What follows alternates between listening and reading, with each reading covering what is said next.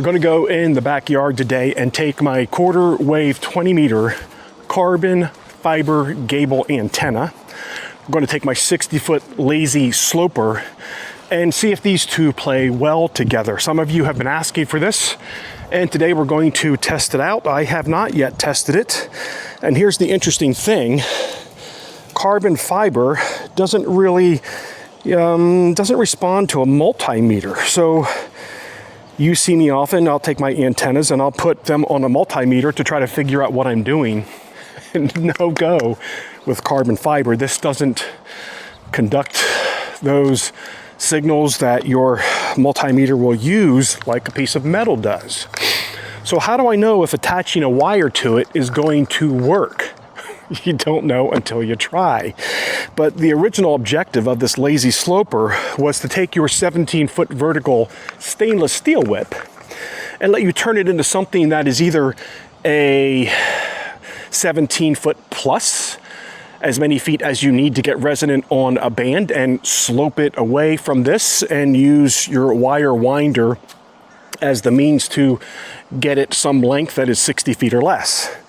And I've told you before in my videos, the first thing you need to do when using this carbon fiber antenna is take the very first section out before you screw it in to your mount. You would think, since I'm the one who keeps telling you to do that, I would remember myself.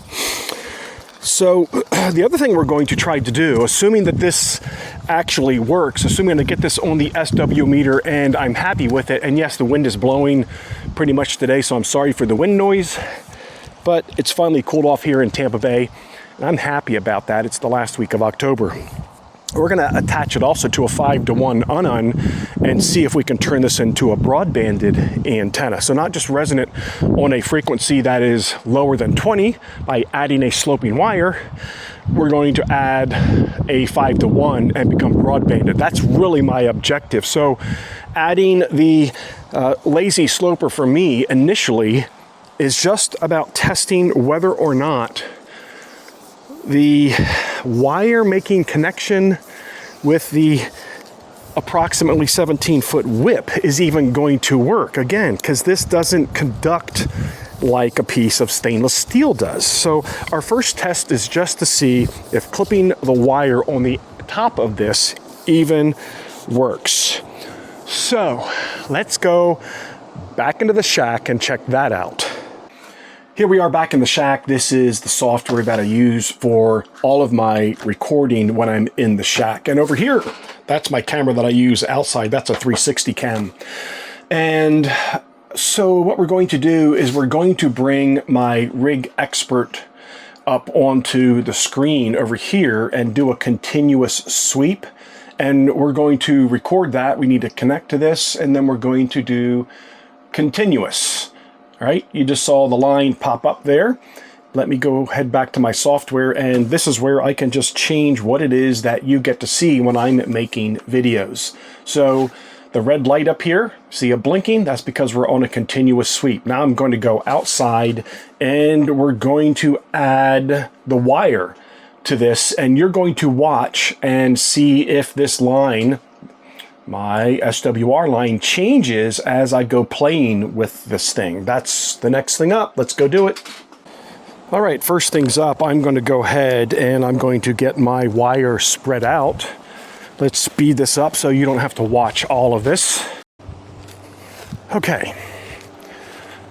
So I have about a little less than 2/3 of the wire unwound.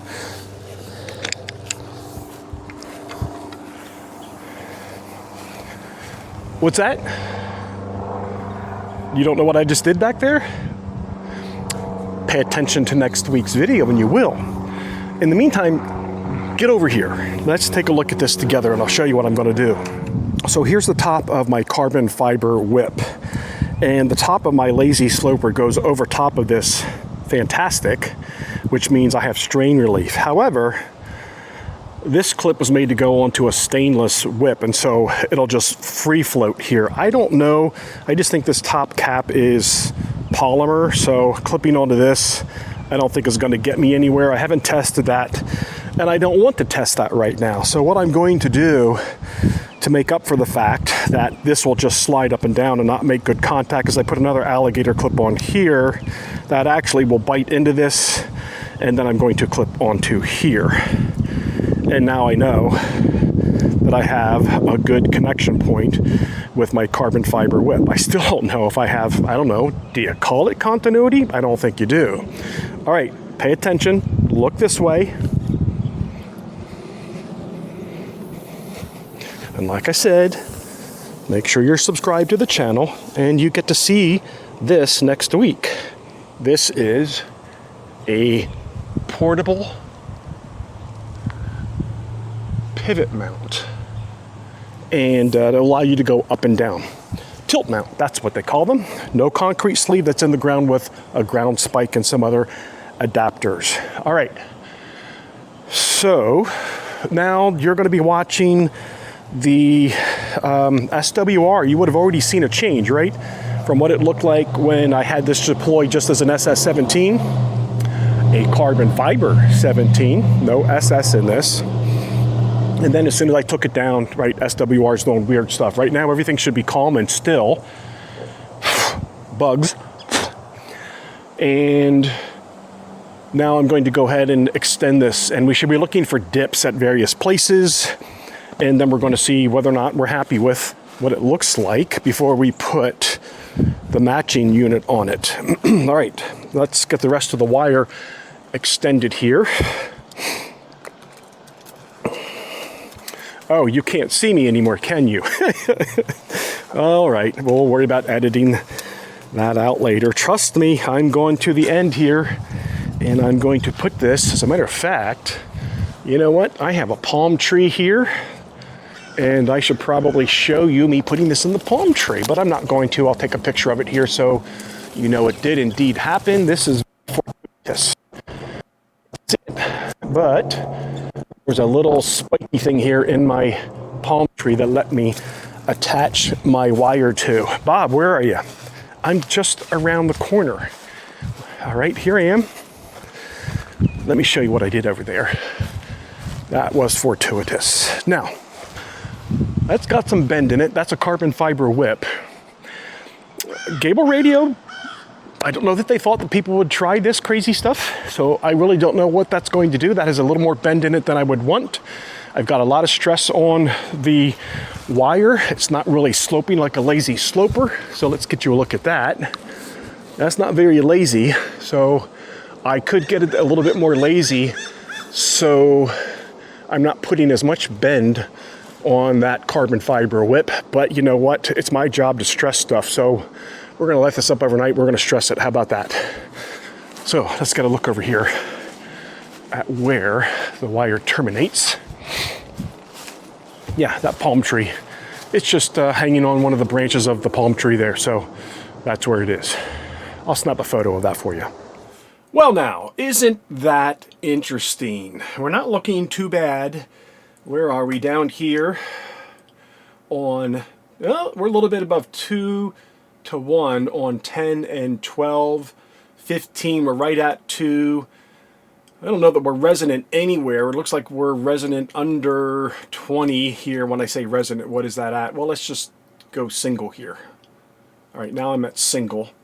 And here, we're reading 1.7 to 1 at the lowest. So I guess if, you know, that's not a quarter wave, it's probably not even a half wave. Is that a 5/8 or 3/4? I don't know. Somebody's got to do the math with all of the wire that's extended here. But I think what you can see from this graph is that we get a lot more coverage across the bands. Now, I've got the 60-foot wire completely extended out there into the tree.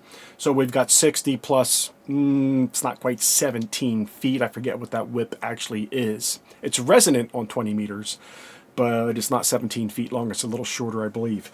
Okay, so this tells me by adding the wire, I can get more frequency bandwidth. I can and should be able to get resonance somewhere else. Probably could get a little bit better on SWR if I added some more radials. Here's what we're going to go do now. We're going to go out there and we're going to throw that 5 to 1 on that. I'm going to put this back on a continuous sweep. Let's see what happens when I do this. And yep, we're back to continuous here with my flashing light. Let's go and see what happens when we go to a continuous sweep and we put the hybrid micro on top of the ground spike and get that whole setup, the carbon fiber whip and the 60-foot wire on it. Let's see what it looks like. Okay, so this should be fun, doing this on the fly. Now, this is one of the benefits of these carbon fiber whips, is that they are incredibly light. So I'm just going to disconnect my ground radials because they are banana plugs. I'm going to disconnect my coax. I am going to pull this whole structure out of the ground, keep some tension on my whip, because right now that wire is being held up in my palm tree just with an isolator ring on the end of the wire. So I'm just hooked over the knob of a broken branch. Actually, you cut branches off of palm trees and they leave really sharp edges. So all I'm doing is swapping out my ground spike here. This is a blank adapter, meaning it was not influencing my signal at all on my antenna. Now I'm putting the 5-to-1 on here, and this is going to provide some broadbanded features where typically with just a Shack 100-watt rig, the tuners are sufficient. If you can get under 3-to-1 with this, your Shack radios should be able to go ahead and tune this. So here we go. I'm going to try to keep the tension on this whip, even though, again, I don't know what the answer from Gable will be on this. If you go snapping your carbon fiber antenna, don't return it to Gable Radio. Just blame me. And we'll see tomorrow morning how well this holds up. Okay, so this is accomplishing what I want. You should now be seeing on my continuous sweep a pretty big change in SWR. And I should, at this point, have a very broad-banded antenna. Let's get our 3 radials in here. And let's go see if we might be able to make some contacts. Still at a good time of the day for 20 meters. The conditions on the bands weren't looking so great today, but you take what you can get and you try to operate. So let's go see what we can do. Well, would you look at that SWR? Bob, SWR isn't everything, Yeah, somebody's going to say that in the comments below. SWR is an indicator. That's why we use it, because it indicates, generally speaking, whether or not we have good operating conditions. Our radios want 50 ohms, and there could be somewhere in there that I show great SWR, and I don't really have a 50 ohm match, and I'm off a little bit. I get that. Everything is a compromise in amateur radio, and when we add matching units to our antennas, we do give up some efficiency. We know that. And when I give up that efficiency, what I gain is the ability to operate broad-banded. I know that. I accept that. I'm going to operate. I'm going to get my 7300 turned on, tuned up, key up. Let's do it. So here's what the propagation gods threw my way today for antenna testing. We gotta roll with what we have in front of us and just see if we can still make some contacts. If I had gone through the effort to activate POTA, I would just be rolling in spite of the fact that everything says fair, poor, and, well, whatever.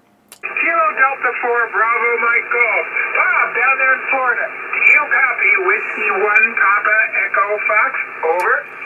Whiskey 1, Papa, Echo, Fox, I have you 5757, Tampa, Florida. Copy the 57 from Florida. Copy 57 from Florida. I'm going to give you a 57 back. 57 both ways.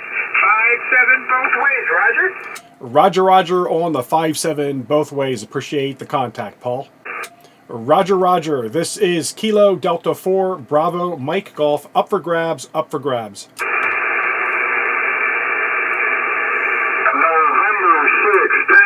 Charlie Oscar, N6 TCO.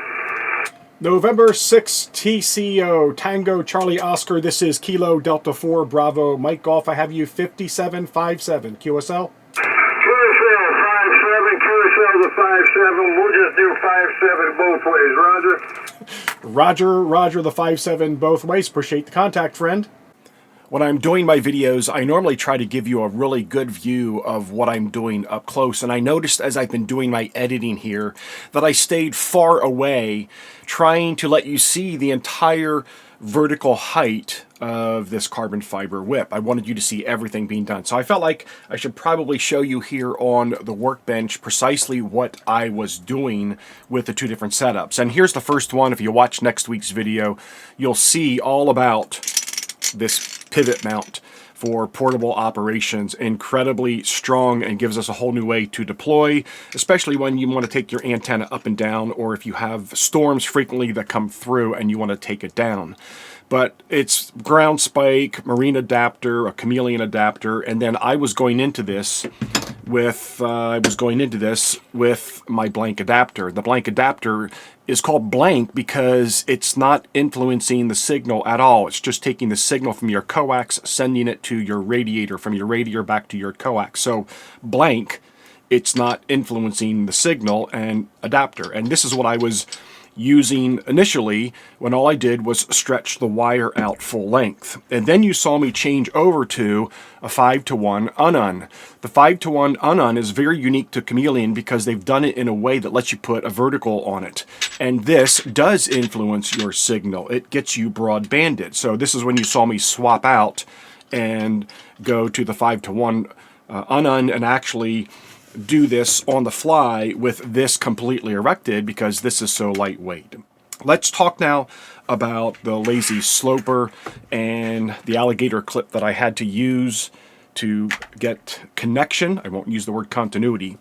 But one thing, again, real quick here. So when I talked about the tension on this carbon fiber whip, carbon fiber is incredibly strong, and we're used to putting masts up that are either, well, they could either be fiberglass or carbon fiber. And, you know, we're not used to a person telling you, be careful how much you bend this and stress this because they're strong. Well, the difference is here that we have multiple sections. So every so many inches, you've got a section that is making connection. And so because these sections are very short, I would say there's possibility that there could be, you know, you could snap this if you put enough tension there because it's not one continuous run of carbon fiber. It is short section connected to short section. So that's what I meant when I said, hey, you need to think about this because I've never talked to Gable Radio about what I've done here with the lazy sloper and putting stress on the side of this. I'm not quite sure if that's okay or not, but I'm all about testing things and stressing them to their limits for your benefit. So I'm doing something that isn't necessarily Gable approved with this antenna. Once the antenna releases, I'll see if I can get some feedback from them. But I'm always testing things to look at alternate ways to try things, and maybe you would do this with another setup. I've done this with stainless steel using the lazy sloper. I have confirmed that this is just polymer, and oh, by the way, it is a friction fit, okay? So that little cap could pop off. It is on there really tight. I'm not sure how crazy glue works with carbon fiber, but do be aware, if you play the game that I did here, you could pop that baby off if you put too much stress this way when you bend the wire. You bend this by attaching the wire. Remember I said I would actually have taken some more stress off of this. I even do that when I'm doing stainless. I had this tighter than usual. All right, one more comment about what I needed to do here, and wouldn't you know it, my lazy sloper is wound up in a direction that isn't going to be helpful to me because the alligator clip is buried underneath all the wire, meaning I put it on first. Let's see if we can get it out here so I can show you. Here's what I was talking about. The space here, right here, is larger than the whip, so there's no connection. And so what I did on the fly out there was I took this alligator clip, which got excellent tension and bite onto this radiator, and then I put this on to here, and that's how I got my, again, do I use the word continuity? I don't think I use the word continuity, but that's how I created the connection and got this to work for me. So the cool thing here was I got 40 meters. That's what I was going for. Get some length to this thing, get it on a 5-to-1, make it a broadbanded antenna. Broadbanded means I can cover multiple bands with the use of an unun and then do some tuning with my tuner if necessary. So let's see what else we were able to pull off. Okay, come on, Bob. 80 meters? Seriously? Well, it's looking pretty good and it's sounding pretty good. Now, I'm not staying up late tonight for the Ole Miss 80 meter net. I'm going to watch some hockey and go to bed soon.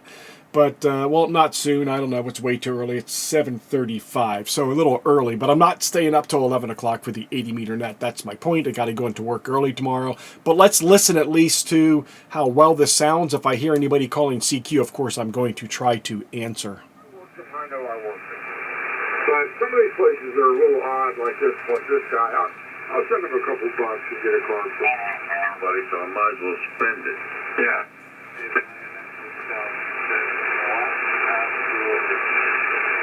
K5 X-ray November. N5 PRN. N5 LOY. SAUER in Richmond, Virginia. Hours. You know, like 6 hours. Perry, your audio's always got a punch for it. You're sounding really good. All right, things are sounding good. And when my head is turned that direction, I have a second monitor that I'm following. So if you're wondering why I'm not paying attention to you, it's because I'm looking at my monitor where my pan adapter is. So, yeah, that sounds pretty good for 80 meters. Well, you know what? So I might not be able to make voice contacts here, but let's go play with some FT8 on a couple of bands and see if we can do FT8 with this antenna. I dialed down the power to 30 watts and kicked off FT8 on 80 meters for a session less than 15 minutes, and we were able to make contacts here on the East Coast. Again, I'm not so sure this is an 80 meter antenna. 80 meters is tough on a small lot, but we didn't stand a chance with just the whip, adding the lazy sloper to it, and here we do have a broadbanded antenna that let us do some 80 meter FT8, and who knows, perhaps I could have gotten a single sideband voice contact out of that if I stayed up till the Ole Miss net kicked off. 40 meters, of course, that was pretty easy with this length of an antenna, a 17-foot whip plus 60 feet of wire. No problem at all using FT8 on 40 meters. I also was able to make single sideband voice contacts with this antenna chasing POTA on 20 meters, and I made a couple of contacts on 10 meters. The Whisper transmitters started operating from 10 p.m. and were turned off at 6 a.m. So this is exactly what I would have expected to see for 10 meters as well as 12 meters, the time of day that I was operating. 15 meters begins to look a little bit more respectable. The same with 17, 20. We're getting out there in both directions, east and west, as I would have expected. Same with 30. 40 is what I would have expected. I typically get well into Europe on 40 meters, and then 80 as well. You can eke out some contacts. This isn't the antenna you want if all you're going to do is operate 80, but we've demonstrated for both FT8 and here on Whisper that it can get the job done. Here's the Whisper map of all bands. Impressive as always.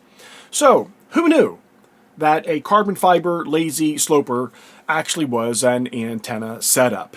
One, I didn't know if they would actually connect, if the signal would jump from that carbon fiber onto the lazy sloper wire, and it did. Why do I do things like this? Well, I like to show you alternatives, because if you're out operating with a 17-foot whip, if it's stainless, you can collapse it down and get on the other bands, but you're not going to, I should say, the other upper bands. You're not going to get on the lower bands unless you have something where you can get some length on it, and here's an easy way to get length on it. And now we know we can do it with carbon fiber. So I show this to help you understand, with the addition of one or two pieces of equipment added to your kit, you can broadly expand the range of bands that you can operate on. And that's a really good thing to have in your toolkit. If you're trying to go broadbanded, remember you're going to need something like a 5-to-1 that gets you really low on the SWR. I've mentioned this frequently. I don't mind when I'm giving up the little bit in efficiency to get the SWR where my tuner can handle it. And you can see from the type of contacts that I made, whatever efficiency I lost really didn't mean anything when it came to the single sideband contacts that I was reaching out to. The 5-to-1 from Chameleon is unique in that it lets you go vertical, and then you can get your lazy sloper on that vertical stainless or carbon fiber. Now we know carbon fiber works. Carbon fiber lazy sloper wire is a real antenna. Hope you enjoyed the creativity and the experiments here, friend. Talk to you soon. 73.